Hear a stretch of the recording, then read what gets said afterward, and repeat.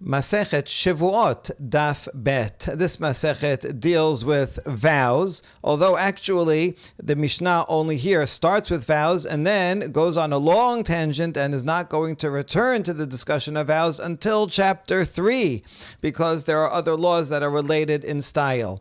Why does Masechet Shevuot come after Masechet Makot? The Gemara is going to ask that question. We'll leave the answer till then. So we begin. Shevuot Shetayim Shehen Arba. We have a list of various things that there are 2 laws, but they are doubled in some way. So how many types of Shevuot are there? There's actually many types, but we're talking about one specific category of Shevuot Bitui, a Shevuah of an utterance that is based on this pasuk here. O nefesh ki tisha ba lebatel bisfatayim lehara o lehetiv. If someone utters an oath, so it says for bad or for good. The rabbis understand this not as morally bad and good, but rather as negative and positive. If I say, I am not going to eat potatoes tomorrow, that's lehara. If I promise I am going to eat potatoes tomorrow, then that would be lehetiv, for tov. If someone makes such a vow and they do not fulfill the vow, then they have to bring a korban, ole v'yored, which means if they can afford it, they bring an animal. If not, they bring birds, and if they're so poor they can't even afford birds, they bring a grain offering. So that's what we're talking about, Shevuot Shetayim. So now both of those are in the future, lehara, lehetiv in the future, and they are 4 because we derive from these 2 another 2 for the past tense. I promise I did not eat potatoes yesterday, or that I did eat potatoes yesterday. If that's true, if that's a lie, then one also has to bring this korban, ole v'yored. That's category number 1. Second item on the list in the Mishnah, Yediot hatumah shetayim shehen arba. This is someone who is tameh and he enters into the Bet HaMikdash while being tameh. Not good. Or he eats kodashim while he's tameh. Also not good. In both of these cases, if he knew he was tameh in the morning, let's say at 10 a.m., I'm tameh. And then at noon, he forgot he was tameh, and he entered into the Bet HaMikdash, or he ate kodashim. And later on that same day at 2 o'clock, he remembers, wait a second, I was tameh. Oh no, I should not have gone to the Bet HaMikdash. So there, we're going to explain in a minute. So if there's yedi'ah, that's the yedi'ot here, before and after, but in the meantime, he forgot, and by mistake, he violated the law in either of these 2 ways, he also brings a korban ole v'yored. Now those are the basic 2, but they are also 4. They're also doubled, because this applies not only if he forgot that he was tameh, it also applies if he forgot that this meat here was kodesh, or he forgot that this area is part of the Bet HaMikdash. In the morning at 10 a.m. he said, this meat, that's kodesh. At noon, he was just eating. He didn't think about it. He forgot about it. And then he realized again later, he also brings a korban, ole v'yored. Next category, Yetziot HaShabbat, Shetayim Shehen Arba. On Shabbat, one is not allowed to move something from private domain to public domain. Now, the Torah itself, although it's not quite explicit, it does at least hint to it. Al yeseh ish mimikomo, a person should not leave his place. That's literally talking about Tichum Shabbat and going out to get man or to go to the field and things like that. But the word Yitziot is related to that word, Al yeseh, as hotzi, do not take something out from your private domain to public domain. In the times of the Mishkan, they actually did, when they were bringing their voluntary gifts, they would bring some items from home, take it out of their house, and bring it to the public area. So, one violates Shabbat in 2 ways, if one takes from inside to outside, which are the ones that are more explicit in the Torah. And how are 2 ways to do that? Well, imagine there's the homeowner who's inside and someone who is outside. So the person inside can pick something up, stick his hand out, and put it down. And that would be one way of being motzi. And the other way is that the person outside puts his hand into the inside, picks something up, and takes it out. So that would be 2 ways of violating hotza'ah. But there are 4, because one violates also Shabbat if one brings from outside to in, from public domain to private domain. And again, there's 2 ways to do that. A person outside might take something in his hand, put it inside, and put it and drop it. put it down. That would be one way. Or the person inside could stick his hand out, pick something up, bring it inside, and that would be a second way of violating. If someone did any of these four things by mistake on Shabbat, he would bring a korban hatat. Marot negaim shenaim shehen arba'ah. There are two types of leprous marks that would make one tameh with sara'at. So the basic two types, the Torah talks about two different shades of white. And then we are going to learn that there's another two colors also that are prohibited. And then we'll get into those details later on. Now the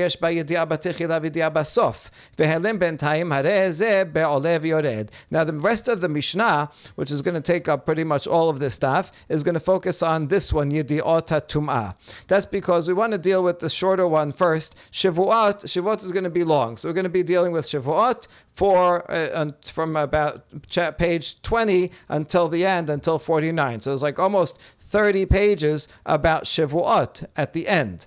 But Yediot and Shabbat has its own Masechet, and so does Negaim has its own Masechet. And therefore, we're not going to be dealing with these topics much anymore. However, Yediot HaTum'ah does not have its own Masechet and is relatively a short discussion, so we begin with that discussion here.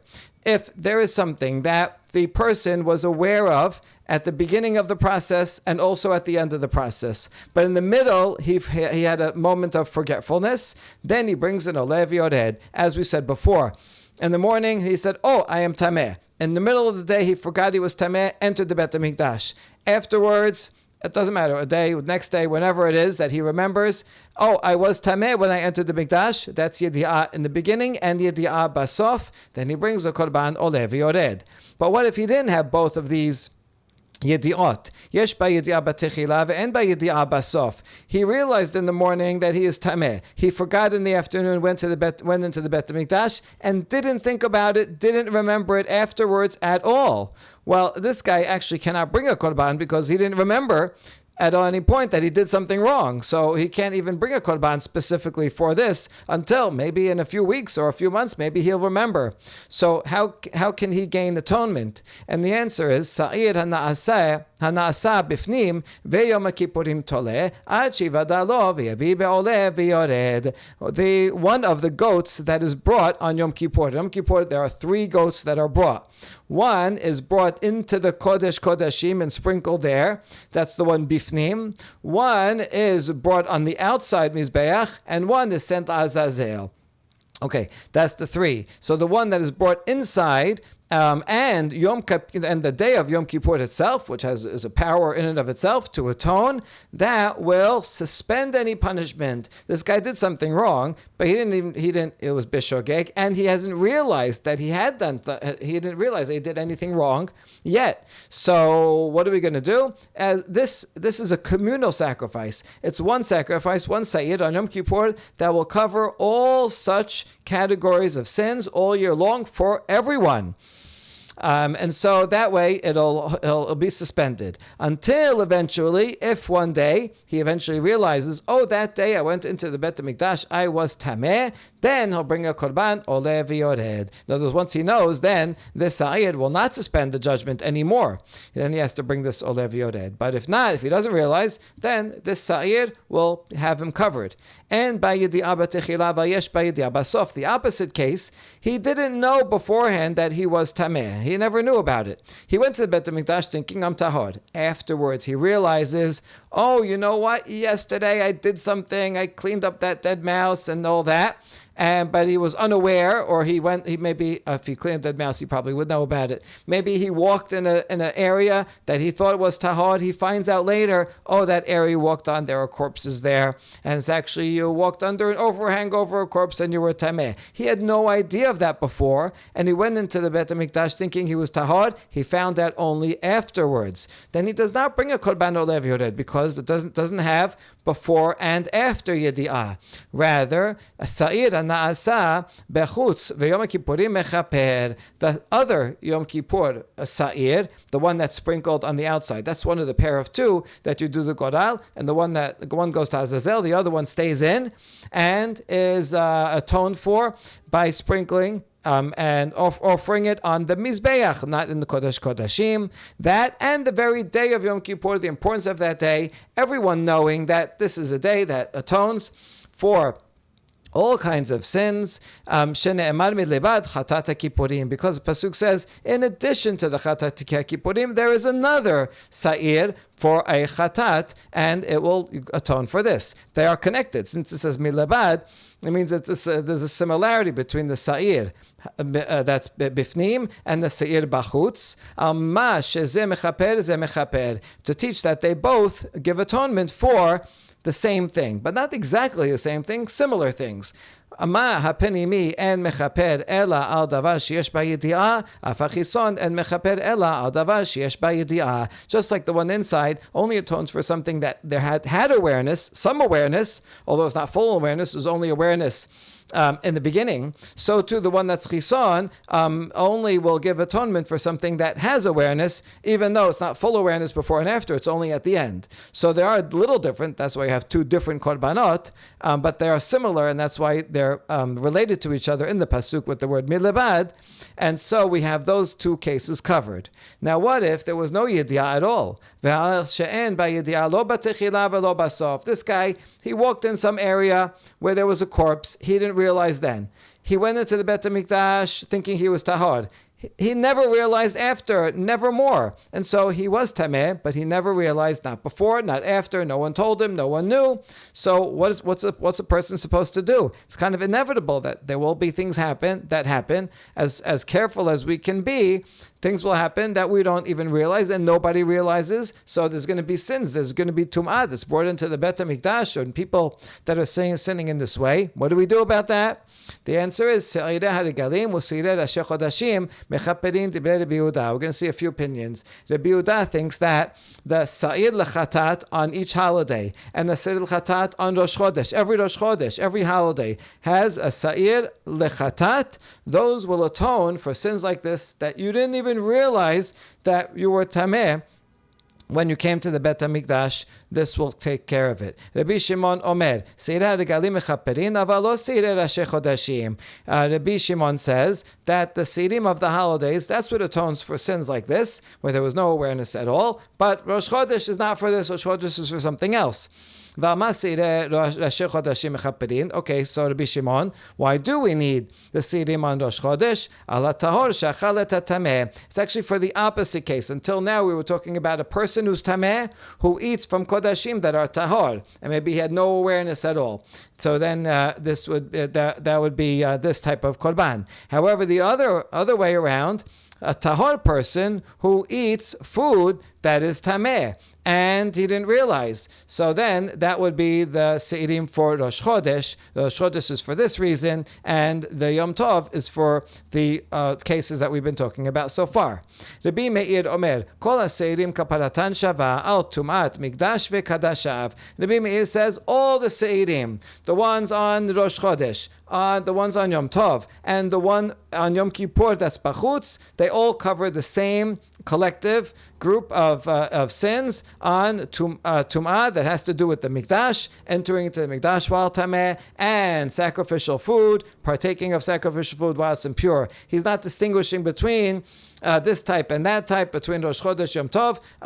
All of these Seirim atone collectively for all of these types of Tum'ah. Now that the Mishnah cited the three Tanaitic opinions, it's going to focus more on Rabbi Shimon, who made a distinction between Rosh Chodesh and Yom Tov Seirim, and the conversation with him regarding that. Haya Rabbi Shimon Omer, Seirei Rashi Chodeshim mechaperin ala tahor shachal et hatameh, ושל רגלים מכפרין על שאין בידיעה לא בתחילה ולא בסוף, ושל יום הכיפורים מכפר על שאין בידיעה בתחילה אבל יש בידיעה בסוף. So Rabbi Shimon said there are three levels here. The Seirim on Rosh Chodesh will atone for someone who's tahor, who ate something tameh, which is exactly what we said right here above. The Seirim that we bring on the holidays will bring atonement for someone who had no realization, not before and not after, that he was tameh while he ate kodashim or when he went into the Bet HaMikdash. And the Sa'ir that's brought out in the outside altar on Yom Kippur, that will atone for situations where he did not know beforehand that he was tameh, but he did realize after he came into the Bet HaMikdash. So there you go. That's the three categories of the three different se'irim. Amerulo mahu sheyikrebenu ze bazeh. The rabbis asked Rabbi Shimon, can you use a goat that was consecrated for one purpose if you change your mind and use it for another purpose? In general, let's say I owe 2 chatats for 2 different sins that I made. I take a goat and I say, okay, this goat is going to be for sin number 1 that I made. And then I want to change my mind. I said, no, I want to use this goat for the other korban hatat that also requires the same sin offering, the same animal. I may not do that. If one is for sin A, then I can't use it for sin B. So they asked him about this. What if I designate something to be for Yom Kippur, and then they, Bet HaMikdash, decide, you know what? We want to leave this for Rosh Chodesh. Can they do that? Amar lehen yikrebu. Rabbi Shimon says, yes, that's totally fine. Amiru lo ha'il ve'en kaparatan shava he'ach kerebin ze bazeh. But the rabbis asked him, since their atonement is not the same, how can you switch one for the other? We know that's the general rule. You can't switch from one sin to another type of sin. And so since each one is atoning for different types of sins, so then how can you just interchange a goat and use it for something else? Amar lehen kulan ba'in lechaper al tum'at mikdash ve'kadashav. Rabbi Shimon says all three are within the same general category of impurities in the mikdash or related to the sacrificial food. So even though there are subcategories in between, he knew in the beginning, not at the he knew at the beginning, but he did know at the end, or didn't know at all, or the other way around. Even though there are variations, but they're all within the same general category of sin, and therefore one can use a goat designated for one day and use it on another day. Rabbi Shimon ben Yehuda omer mishemo. All that was one version of Rabbi Shimon's statement and the conversation. Rabbi Shimon, stam, always means Rabbi Shimon bar Yochai. And now, so that's one, these 2 paragraphs. Now we have another version of what we just saw, and this is this is quoted by Rabbi Shimon ben Yehuda, different Rabbi Shimon, in the name of Rabbi Shimon bar Yochai. And here he says as follows: the first thing is the same. For the Seirim for Rosh Chodesh will atone for a tahor person that ate tameh sacrificial food. Mosif alehen shel regalim shemechaperin al tahor shechal et tameh ve'al she'en ba'yidi'ah lo batechila ve'lo basof. The korban hatat on Yom Tov, the Sa'ir, adds another level to Rosh Chodesh, including what Rosh Chodesh does. This does that plus another level. So in other words, the Sa'ir for Yom Tov will atone for a tahor person who eats tameh, which is what the Rosh Chodesh does already. So Yom Tov will also do that. It will also cover, because it can happen a lot of times. So we have another korban that covers the same thing. But Yom Tov is more powerful in that it also atones for cases where someone came into the Mikdash while tameh, but he didn't realize, not before and not after. מוסיף עליהן של יום הכיפורים שהן מכפרים על טהור שאכלת טמא ועל שאין בידיעה לא בתחילה ולא בסוף.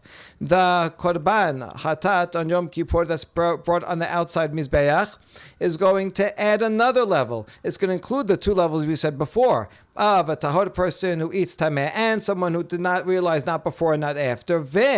She'en ba'yidi'ah b'techila v'al yesh ba'yidi'ah b'sof. But also this will add someone who realized, did not realize at the beginning that they were tameh, went to Bet HaMikdash, but then realized afterwards. And this is what the rabbi said now to this statement. Can you use a korban, a goat, that you designated for one of these days? I'll say Yom Kippur, and you say, I'm going to use it for a different day, I'm going to use it on Rosh Chodesh. Can you do that? Yes, he said yes. So he says, if so, we agree, that makes sense. If you have something that was designated for Yom Kippur, and you want to use it on Rosh Chodesh, that seems perfectly fine, because when you designated on Yom Kippur, that was going to cover all 3 categories. And then you decide, I'm going to use it for Rosh Chodesh instead. Well, that category, one of the 3 that you designated it for, it is still being used for. So that's this very same subcategory. No problem.